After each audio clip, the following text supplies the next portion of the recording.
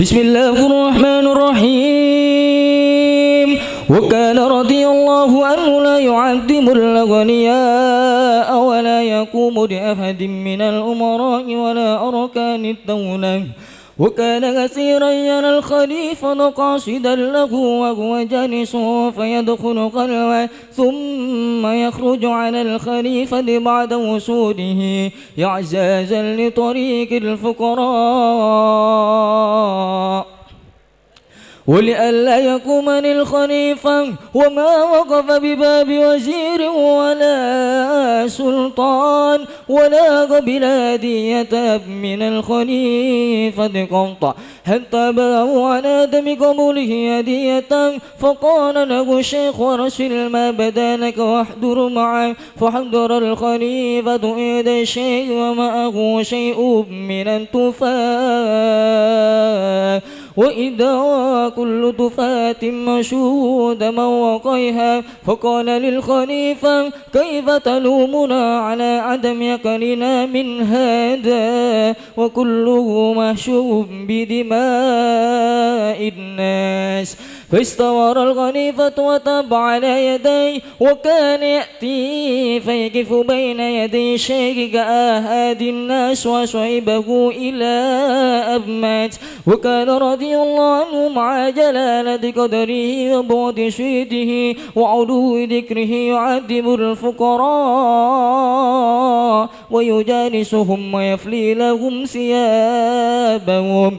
وكان يقول الفقير الصابر أفضل من الغني الشاكر، والفقير الشاكر أفضل منهما، والفقير الصابر الشاكر أفضل من الكل، وما أحب البلاء والتلذذ به إلا من عرف المبني. وكان يقول اتبعوا ولا تبتدئوا وعتيئوا ولا تمرقوا واصبروا ولا تجزأوا واعتذروا الفرج ولا تيأسوا واجتمعوا على ذكر الله تعالى ولا تتفرقوا وتطهروا بالتوبة عن الذنوب ولا تتنطقوا وعن باب مولاكم لا تبرحوا.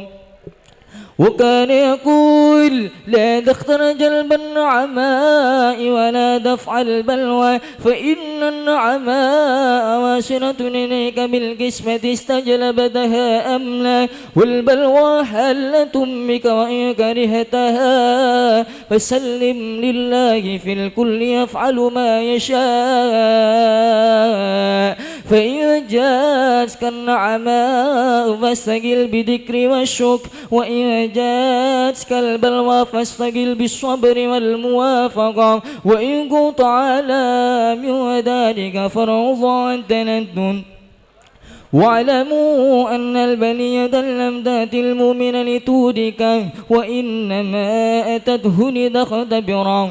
وكان يقول لا يسلك لمجالسة الحق تعالى إلا المطهرون من وجه سلان، ولا يفتح إلا لمن خلا عن الدعاوي والهوسان. ولما كان الغالب على الناس عدم التطهر ابتلاهم الله تعالى بالأمراض كفارة وطهورا ليسلهوا لمجالسته وقربه، شعروا بذلك أو لم يشعروا. وكان يقول إياكم ما تحب آدا أو تكرهوه إلا بعد أرد أفعاله على الكتاب والسنة، كي لا تحبوه بالهوى وتبغضوه بالهوى. اللهم اشر نفحات الرضوان عليه، وأمدنا بالأسرار التي أودعتها لديه.